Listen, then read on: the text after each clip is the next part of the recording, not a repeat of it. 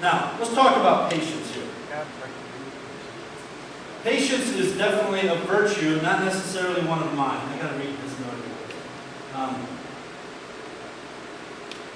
say, God, God, I'm getting better at that. I'm getting patient. You guys know me when I drive. I have road rage and the worst of them. No question. True? I said, God, but I'm being patient. He says, Jim, I ride with you every time you go. I know better than that. I said, well, how can I be patient? I'm getting ready to go, and the family's trying to get ready, and I'm in the car, and I'm waiting, and I'm waiting, and I'm waiting. And then one comes out, and then the other comes out, and I'm waiting, and I'm waiting. He says, well, what about you the other day at the video store? I'm getting a video, right? It's one of those red box deals. And I'm taking, it takes a while. You got to look through the list, right? And all of a sudden, I'm You know what that does? That slows way down, Because that's how I respond to that, right? You blow the horn, that says go slow. But he says to me, he said, you know what? He made them be patient with you the other day, although they weren't. Gotta be patient. Then he says, Jim, I'm patient with you. What about the time you told me you were going to do this, and you were going to do this, and you were going to do that? He says, I'm still waiting. Have you ever had that? He says, I'm still waiting. And then gentleness. Oh, as a man, that just kind of goes against the grain, right? Gentle. That's not macho. It's hard to be gentle. Oh.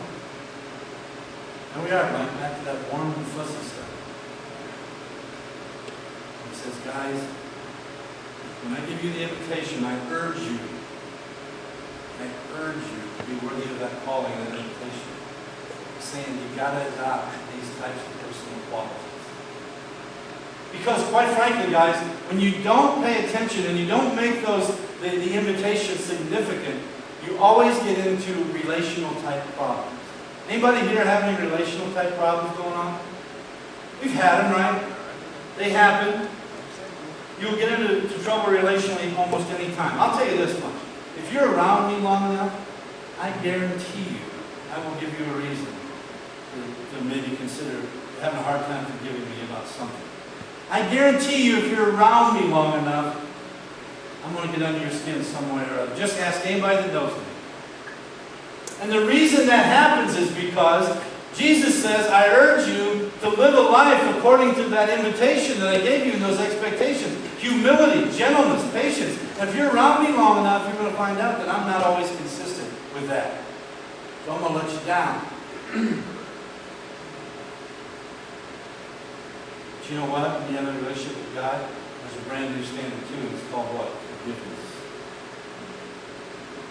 Because you're going to be around somebody else, that coworker, your spouse, your best friend, whoever it is. Sometimes they're going to let you down. Jim Trimble said to me the other day when we were talking, he said, man, you're one of the best friends I've ever had. He says, you just treat me like a king 95% of the time. And you know what? A year ago, he would have said 100% of the time, but he's been around me now for a while, right? He's no. Next year will be 90. Point being, guys, that's what happens in a relationship. And what you have to do is you have to listen to what Christ was saying here. And he says, you need to be worthy of that calling. I urge you to live a life worthy of that invitation. Be humble, be patient, be gentle. Because that's how you do it.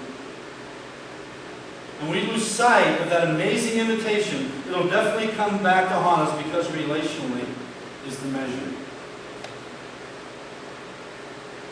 of a relationship with God and with other people. Now, I want to tell you this. Come to this church for the first time, the 10th time, the 100th time. People here are very friendly in this church, I think. That's my opinion. Jim's opinion. I've seen it. I would tell anybody that. But there's going to come a time somebody's going to let you down. Or a few people are going to let you down. And I urge you, please don't judge Basic Church by that. Don't judge us. Don't judge God by our church because He's way better than that. He's never going to let you down. But we are basic truth might, but we strive to do every one of these things. And that's why I'm pounding this message about people. Because I'm telling you guys, if we can get that going on, God says we're going to have this go on. And that's where it's at. That's what it's all about. Remember, when the details and the basics of that invitation, that special invitation from God, when it goes from here to here, it changes everything. Then you take it from here to here, and then it changes hearts. When you can change hearts and you can lead people to the Lord, that's when you say to yourself, man, I'm a child of the King. Amen? What an inheritance that is. And what have I said many times over? There's one reason and one reason only that we're here. And I believe there's one reason and one reason only we're here on this earth. It's not to have a great time, although we should have a great time. It's not to make all the friends we can possibly make, although we should make them. It's to make disciples. Because Jesus says, I don't want not one should be lost. And you cannot lead anyone to Christ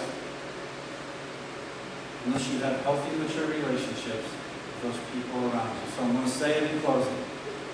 Remember this. The health and the maturity of your relationship with God is determined and it's graded by the health and maturity of your relationship with the people that God has placed in your life. Amen? All right, let's pray.